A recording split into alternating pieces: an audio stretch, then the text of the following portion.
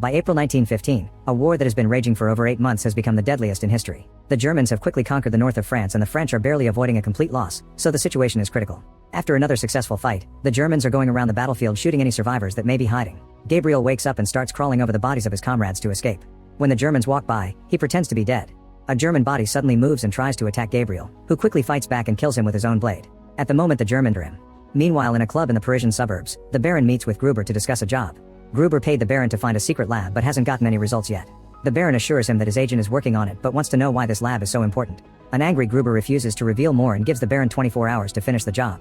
In the military hospital, Gabriel is still alive but barely hanging in there. A doctor tells him that his wife has come to visit him, however Gabriel refuses to let her see him like this. The doctor gives him a picture of the family that his wife brought and Gabriel feels compatible and take him away. Soon Gabriel and another patient arrive at the secret lab in the Great Mills of Paris. The scientists assure Gabriel that they'll fix him and let his wife know where he is. In the club, the crowd watches the deputy open a box to find a gun. He refuses to grab it, so Giselle starts talking right into his mind to force him. She asks him if he would die for love and controls his hand to put the gun against his head. After a countdown she forces him to pull the trigger, but nothing happens. Giselle then kisses him and opens her mouth to reveal a bullet, impressing the crowd with her magic trick. After the show, the Baron talks to Giselle to ask her to get the information he needs from the lab technician. Giselle isn't happy about this job but agrees to accelerate the process after the Baron gives her back her key. Guards coming. He enters a random room and finds the body of the other patient. There's blood on his face and his veins are black. As Gabriel collapses from the shock, the scientists find him. The next morning, Giselle grabs a picture of a lab technician and starts using her powers, which turn her eyes black. She makes the man walk around the lab and look at a map of the building, which she quickly writes down. She also copies some information from some documents. When she tries to enter another room, the technician is blocked by a coworker because he doesn't have clearance. Giselle makes him apologize and ends the spell. Later the Baron checks on the information she obtained and sends it to Gruber. The next time Gabriel wakes up he's visited by Colonel Miro, the director of the lab. He explains that they tried to save the other patient but he couldn't handle the treatment. The lab is working on a serum with unique properties that could make Gabriel recover completely, but he must choose whether to take the risk or go home with a deformed face. If the serum works well on him, his body will be enhanced and he'll be sent to join an elite unit known as the Sentinels. Gabriel agrees to do the procedure so he's taken to another room, where his body is strapped to a table. They inject the serum into his body and his veins turn black before he starts having seizures. The scientists lose hope and get ready to shoot him to put him out of his misery, but at that moment the seizures stop and the scientists on the serum and evacuate. Then he gets a book called Project Atlas from the safe. A guard tries to fight back so Gruber grabs a scientist to use as a shield and shoots the guard down. Gruber also finds the lab tech who was used for the information leak and kills him. The Germans search all desks and drawers, but they can't find the serum-related documents. A soldier finds the two main scientists behind the formula and burns them down with a flamethrower. Meanwhile, Mart is hiding under Gabriel's table. A German soldier comes in and stabs the body just in case. Suddenly Gabriel wakes up with black eyes and grabs the soldier by the neck, squeezing until he kills him. Soon more soldiers come in but the table is empty. Gabriel appears behind them and a soldier tries to beat him up, but he easily overpowers him. The other soldiers manage to shoot Gabriel a couple of times yet this isn't enough to stop him. He proceeds to beat them all up with enhanced reflexes and strength that even lets him break columns and furniture. Once all the enemies are down, Mart tries to approach him, only for Gabriel to grab her by the neck too. Thankfully he snaps out of it just in time to let her go. A few hours later, the Germans are gone and Miro realizes the whole project. Soldier who turns around asking who are you? He then wakes up with black eyes again. In a fort in Germany, this mysterious soldier is informed of the results of the mission. When he's told that there's a new sentinel, he says he already sensed his presence. Sometime later Miro chats with a general from the military, who confirms that there was a mole in the project. Their services have intercepted a German message that has given them the name Gruber, so the Sentinels must get ready to find him. In the meantime Mart checks on Gabriel's injuries and notices how quickly he's healing. He says he isn't in any pain and that he doesn't remember much about the attack, so he apologizes to her. Mart assures him that it's a common side effect of the serum and takes a blood sample. Looking at his tattoos, she realizes he spent some time in jail. When Gabriel is mostly healed, Miro announces that he'll be transferred to the Sentinels camp. Gabriel wants to see his family before leaving, but Miro explains they believe he's dead. The Sentinels project is a secret and civilians can't know about it. Once the war ends, Gabriel will be allowed to see them again. Gabriel is angry about this, so Miro points out that the Germans could put his family in danger and that refusing to keep the secret would make him a deserter. In the lab, Mart is running some tests with Gabriel's blood and discovers that his cells absorb the serum, when actually the body is supposed to expel it every few hours. Get the pass. At the Sentinels base, Gabriel meets his new teammates and is given a tour. Sergeant Bazak isn't impressed by Gabriel and warns him about the dangers of the serum. In private, Bazak deals with some unbearable pain in his hands. Then Gabriel is taken to the armory, where he discovers that Sentinels use special armor that covers their whole bodies. The helmet even has a special space to insert more serum that they'll breathe during fights. Soon the Sentinels receive news of Gruber's next movements, so they're ordered to capture him alive for interrogation. The team travels to a place in the woods and puts on their masks, which they fill with the serum. Gabriel feels dizzy for a moment but recovers quickly. At a private airport, Gruber gets on a Zeppelin to Berlin. A sentinel carefully sneaks onto the ceiling and throws a chain at a guard, quickly hanging him to kill him. The other guards open fire at him and this distraction allows a sniper sentinel to shoot them in the head. Another sentinel enters the Zeppelin and starts killing the guards while Gruber runs away. Outside, Gruber is about to get on a plane when Gabriel brings him down. He starts beating him up while the serum keeps messing with his mind, causing him to get more aggressive. Gabriel breaks Gruber's arm before throwing him at some boxes.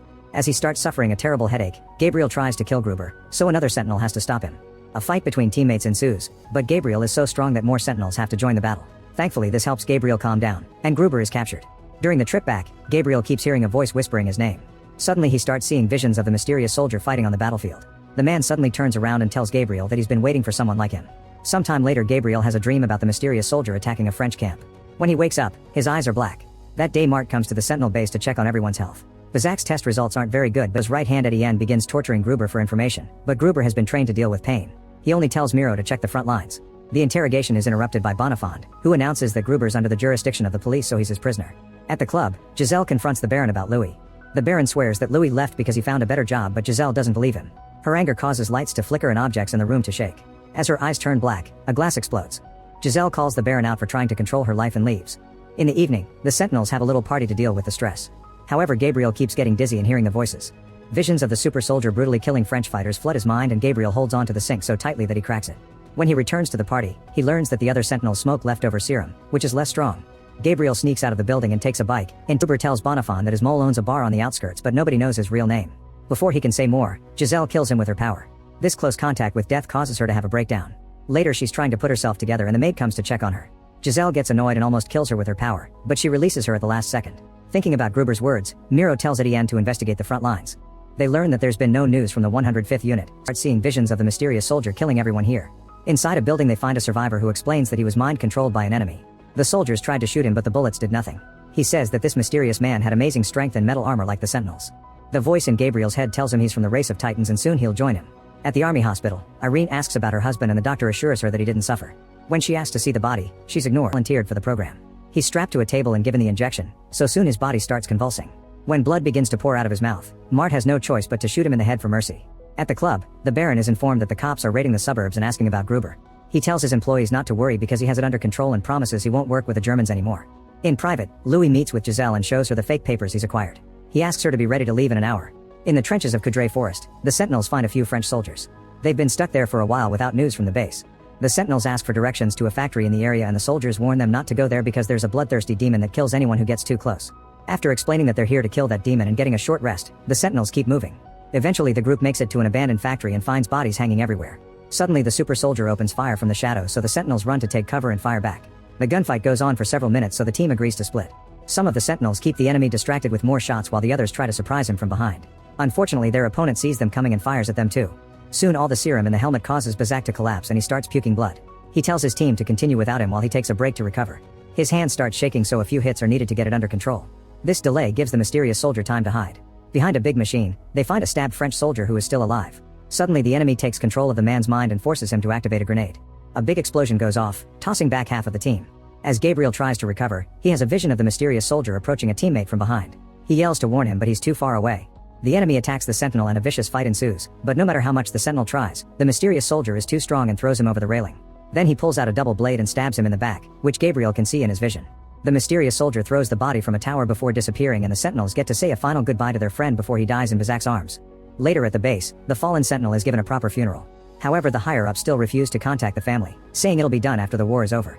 Bazak privately thanks his teammates for not telling their bosses about his collapse. Meanwhile, Miro informs his superiors that the mysterious soldier has mind control abilities, which they used to see in Project Atlas. Miro is told to keep the secret for now since Bonifond is still snooping around. Bonifond is currently trying to understand the code from Gruber's notebook and notices that the last page mentions a material delivery connected to the lab raid. He asks Etienne about it, but the man swears nothing was missing after the attack. Afterward, he takes a closer look at the burnt body of the lead scientist and notices some irregularities in his teeth. He calls Miro and informs him that this isn't the body of the scientist who invented the serum. The Germans kidnapped him and left another body behind to trick them. At the club, the Baron discovers that Giselle has disappeared with her things and sends his people to find her. Soon he receives a report saying that all the information Louis gave them about himself when they hired him is fake. He wonders if his act was a trap to get Giselle all along. Meanwhile, Louis can only get tickets for a ship that 80 neighborhood and enters a bar to talk to the eyewitness, who tells her about the crazy killer. He had supernatural strength and tattoos all over his body. After the interview is over, Irene tries to leave, but a man keeps harassing her. Gabriel immediately cuts in and forces the guy to leave. Irene wants to talk to him. However, Gabriel quickly leaves the bar. Remove his mask, Gabriel feels dizzy and has a vision of the mysterious soldier. Suddenly he snaps and starts beating the gang up. He loses control and ends up killing most of them. The harasser tries to crawl away and Gabriel is reminded of how the mysterious soldier killed his teammate. As if in a trance, Gabriel copies the enemy's moves to kill this man too. In the lab, Mart is doing some tests when she hears a strange noise. She grabs her gun before investigating, only to find Gabriel curled in a corner. Mart takes a sample of his blood while he shares what happened. He didn't tell. Mart promises to help him. At home, Irene tells her aunt that she thinks she saw is to get information about the man depicted in a portrait they give him. At the apartment, Giselle wakes up and panics when she discovers she's tied to the bed. Now Louis tries to put the sedative directly in her mouth, and as soon as he comes close, Giselle tries to control his mind. However, the sedative is making her weak, so she fails, and Louis puts her to sleep again. Later, the Sentinels are given a new mission. They must rescue the scientist from the Germans. They've received intel saying he's being kept 108 kilometers. He knows about the murders, but if Gabriel brings back the scientist, he'll be forgiven. Eventually, the Sentinels make it to the front lines in Bois Léger. Unfortunately, they're informed that the scouts that were supposed to guide them have been killed, and the captain tried to cancel the mission to no avail. The soldiers are retreating, so the Sentinels get into the tunnel on their own. After crossing it, they make it to the trenches, where a soldier informs them that the Germans set up a machine gun 200 meters away. The Sentinels start to carefully cross the battlefield while waiting for the surprise attack, but nothing happens. They have no choice but to keep moving without the distraction. At that moment, a crazy French soldier stands in the middle of the field to yell at the Germans, forcing the Sentinels to hide while the enemy shoots the poor guy down. Afterward, they notice some German soldiers and a few machine guns. A Sentinel sneaks around to try to kill them from behind, but he's seen and the Germans open fire again. Gabriel and his friends fire back to bring down the men with the machine guns while their teammate kills any hiding opponents. When it's finally clear, he whistles so the others can join him. In the morning, 2 German soldiers stop their truck when they see a man blocking the road. Suddenly, the Sentinels surround them and knock them out to steal the vehicle. Meanwhile, the higher-ups in the military are afraid that Bonifant will discover all the project's secrets. Since the scientist has already been found, so Maximilian takes him to meet the mysterious soldier. He finally removes his helmet while saying that Maza Yurik already knows him. The Sentinels are on their way to the fort when they find the road blocked by German soldiers. Most of the team hides while Clermont pretends to be German too, presenting the papers that he found in the truck. Unfortunately, the papers have expired and the Germans want to see the back of the truck. The Sentinels have no choice but to come out and open fire. Thanks to their enhanced reflexes, they quickly kill all the German soldiers in seconds, but Clermont gets shot in the process. In Paris, Irene meets with her contact again, and this time he's brought her Miro's file. This was so difficult for him that he announces that she's made a breakthrough with the serum. She's interrupted by Miro, who informs her they've brought the next test subject. Her name is Arya and she was on death row for murder. She agrees to take the serum since it's her only chance to survive. Arya is strapped to the table and given the serum, so her body starts convulsing. The other scientists want to shoot her, but Mart wants to wait. The body soon stops shaking, and to everyone's surprise, Arya is still alive. Back to the Sentinels, they drive as fast as possible while keeping Clermont alive by feeding him more serum. When they see a house by the road, they burst inside and threaten the maid to keep her out of the way. Gabriel searches the other rooms just in case and is startled by a woman, causing his body to react aggressively. As he grabs her by the neck, he remembers the incident with Mart and lets her go. Afterward, Bazak tries to remove the bullet from Clermont's wound, but he's shaking too much.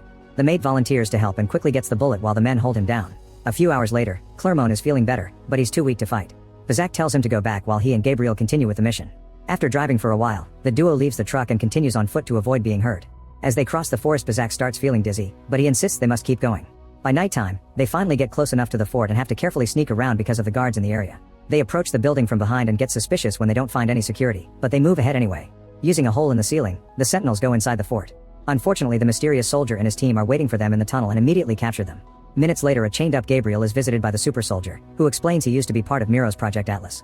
After taking off his helmet, the man grabs Gabriel by the hair and says they were able to survive the experiment, thanks to an anomaly in their blood. The serum was just the trigger. The super soldier promises to make Gabriel more powerful and puts a mask on his face, causing him to scream. Gabriel sees a vision of himself getting shot by French soldiers while his captor says that the army will want to kill him when they learn who he really is. The vision changes to show the super soldier as he asks Gabriel to team up. Sometime later, Bazak is brought to the same cell and finds Gabriel collapsed on the floor. The super soldier forces Gabriel to stand up, saying that he's being held back by his humanity. He then puts a blade in Gabriel's hand and tells him to kill Bazak. Gabriel falls to his knees as he tries to resist the mind control, but the super soldier is too strong and Gabriel ends up tackling his friend. Bazak keeps using words to try to reach Gabriel, who suddenly freezes. A vision of his wife appears behind him calling his name, and Gabriel screams as he drops the blade without hurting Bazak. In the lab, Arya has used her new strength to escape the table and kill several scientists. Guards try to stop her in the corridor, but she easily brings them down, showing amazing reflexes. More soldiers arrive to fight her, however Mart stops them from shooting.